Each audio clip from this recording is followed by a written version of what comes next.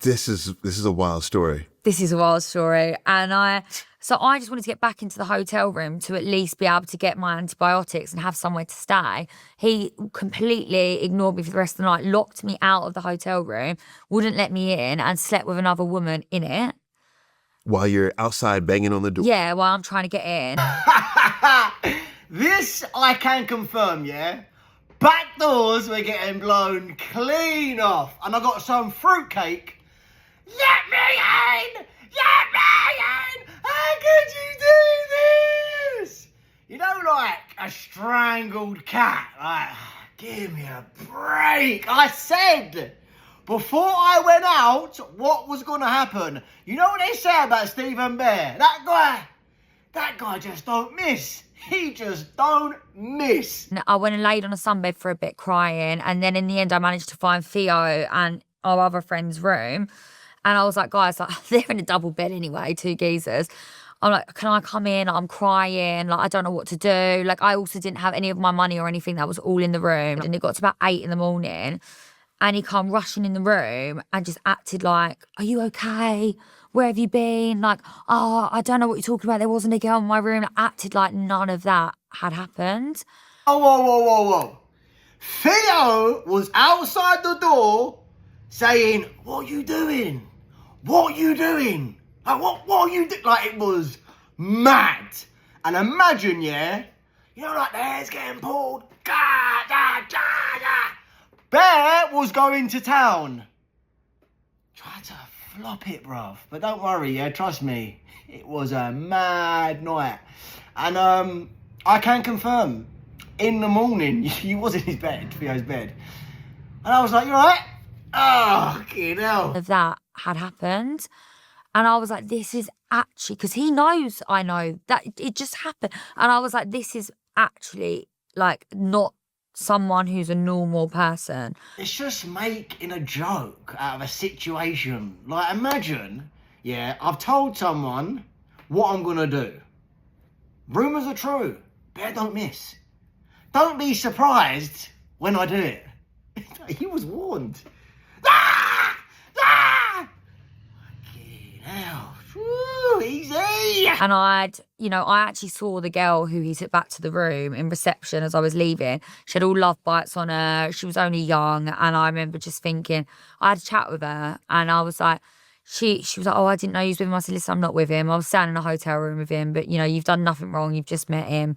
And she was upset too because he'd thrown her out of the room after. And I realised he just actually had no empathy or regard for me at all whatsoever, and I swore to myself I would never go back with him again after that. Bro, if you see what I did to this bird, woo, savage. But all jokes aside, you're like alliterating. Oh, she was young. Oh, she was young. What is wrong with shagging a 22-year-old with massive tits and a tight little snatch? Secondly, the next morning when she went, you went out looking for the girl. Like some nutter. And then you're saying to the girl, oh, it's all right. I only shared his room, but that's all right. I'm not his girlfriend. And who's the mad one? So you kept your distance for a year. Yeah. And what do you think led you back to him a year later? Massive Corey! What the fuck? I mean, first of all, he lived opposite me. I mean, for a while, he would always like turn up outside my house, like beeping the horn. Come on, George, stop being silly. Come outside. Like, when have I ever drove outside your house and bipped, screaming your name? It makes it sound like when I'm watching this, oh, he's moved in across the road and now he's outside my house turning up. The crazy ex-boyfriend. Like, why are you lying? and I don't know what made me go round his the morning of what happened. I'd been out the night before with Theo, and we'd been out really late that night. And I don't know if I was not feeling. I think maybe I was feeling a bit probably lonely at the time in terms of relationships. I was probably feeling a bit like I hadn't had anything with a spark for a long time. I'm now like hungover to hell, like not feeling great. And he's like, why don't you just come over for a cup of tea? We've got to get a bit serious because this is when the allegation started. She's been out the night before. She's still smashed, yeah? She messaged me first saying, what are you doing? Do you want to do something? So I said, yeah, whatever, man. Come over if you want. We'll have a cup of tea. Which basically means you're going to get smashed, yeah? In my statement, I even said, you asked me, what am I doing? And you agreed to that in your statement because it was read out in court. So it was your idea to meet me that day.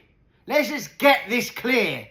This person who accused me of this madness, I plotted this certain day to go and get her, put her in a position.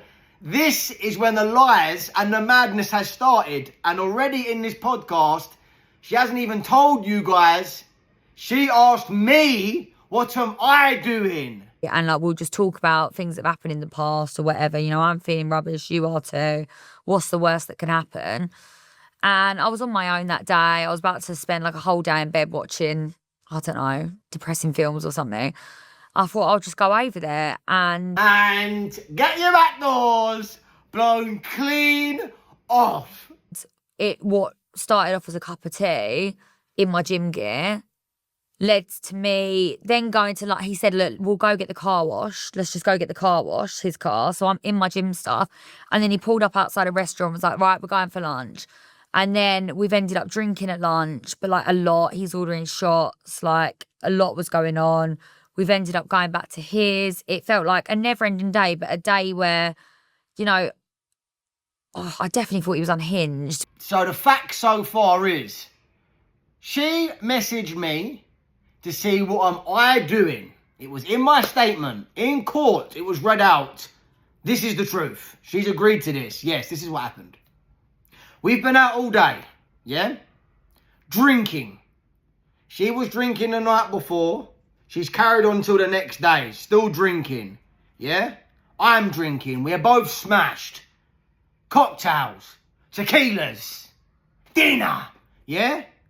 I took her back to my sunbed shop. You don't want to know. She was walking out there like John Wayne, yeah? And when I was doing her in my sunbed shop, let's just clarify what happened here. We went to the sunbed shop first, my sunbed shop. In the front of my sunbed shop is a window. As I was doing this bird, people were walking past, watching me do you. Like, it was mad.